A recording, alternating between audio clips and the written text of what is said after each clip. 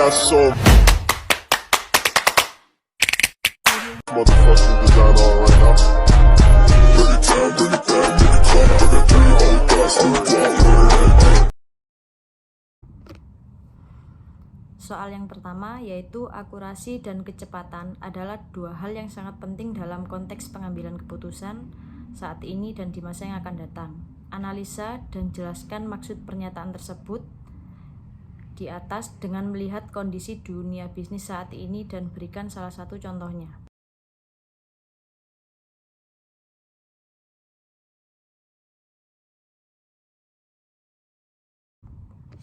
Pembahasannya yang pertama, pada era teknologi sekarang ini, hampir semua aktivitas membutuhkan dan memanfaatkan teknologi. Kehidupan manusia tidak dapat lepas dari kehadiran teknologi. Teknologi bisa disebut juga sebagai aspek terpenting bagi kehidupan manusia saat ini. Dengan pesatnya perkembangan teknologi dan diikuti juga dengan revolusi industri 4.0, maka perusahaan bisa memanfaatkan hal tersebut sebagai peluang memajukan kemampuan bisnis mereka. Salah satu teknologi berkembang dan sangat penting digunakan oleh perusahaan saat ini adalah Big Data.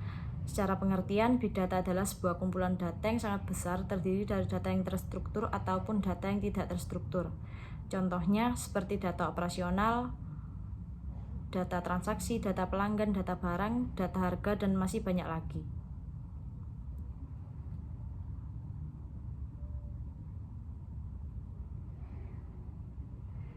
Dalam memajukan bisnisnya, perusahaan terutama top level manajemen harus membuat keputusan penting yang pastinya tidak bisa diambil secara buta atau tanpa argumentasi atau bukti pendukungnya. Ditambah lagi pada masa sekarang ini, perubahan terjadi sangat cepat baik dari segi operasi bisnis hingga minat konsumen. Big Data akan implementasi Big Data analistik akan membantu perusahaan untuk menentukan keputusan yang tepat.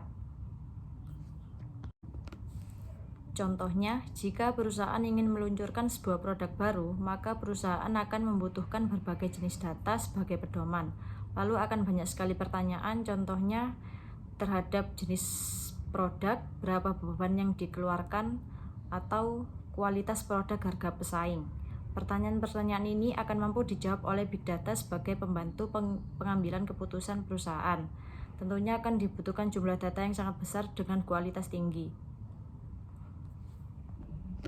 Soal yang kedua yaitu beri contoh di bidang pemasaran dan jelaskan bagaimana penggunaan teknologi bias mengurangi bias dalam pengambilan keputusan.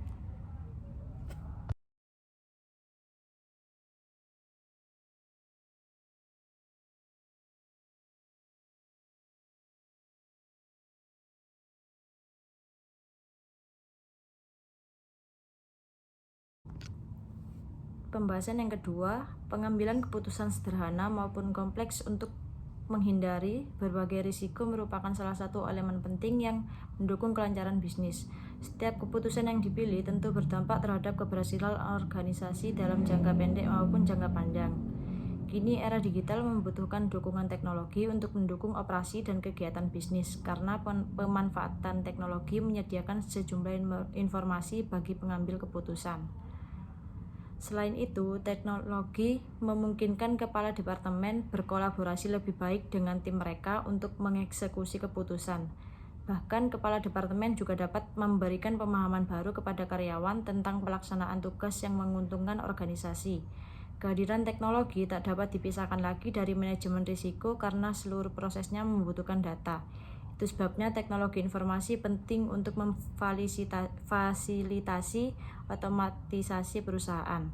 Contoh, ketika kita akan membeli sepatu di online shop, ada dua opsi atau alternatif merek, yaitu Adidas dan Vans. Jika dilihat dari segi harga, merek Adidas relatif mahal dan Vans harganya sangat terjangkau. Untuk target pasarnya, merek Adidas biasanya digunakan oleh kalangan menengah atas dan Vans kalangan menengah bawah. Jadi, untuk pelajar ataupun mahasiswa kebanyakan akan memilih Vans, namun kemungkinan juga ada yang memilih Adidas. Soal yang ketiga yaitu jelaskan sesuai teori proses pengambilan keputusan secara urut dan terperinci terkait keputusan untuk mengembangkan suatu produk. Sebutkan produk yang akan dikembangkan, lalu buat simulasi dan analisis decision matrixnya dengan menggunakan A. 5 alternatif produk, B. 5 kriteria, C. Pembobotan kriteria. Pembahasan yang ketiga, pengambilan keputusan untuk membeli sepatu. Yang pertama, tentukan model sepatu yang diinginkan. Kedua, cari informasi mengenai merek-merek sepatu.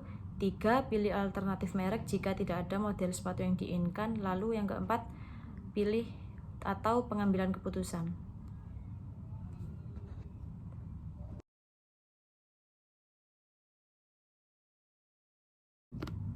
Selanjutnya akan dijelaskan decision matrix dari produk sepatu. Ada 5 produk sepatu, yaitu sepatu A, B, C, dan D, dan E, dan 5 kriteria: harga, kualitas, merek, desain, sama popularitas. Sepatu A memiliki skor 41, sepatu B memiliki skor 39,5, sepatu C memiliki skor 40,5, sepatu D memiliki skor 38, sepatu E 34,5. Yang akan dipilih setelah pengambilan keputusan yaitu sepatu A karena nilai skor lebih tinggi daripada yang lainnya. Audio Jungle.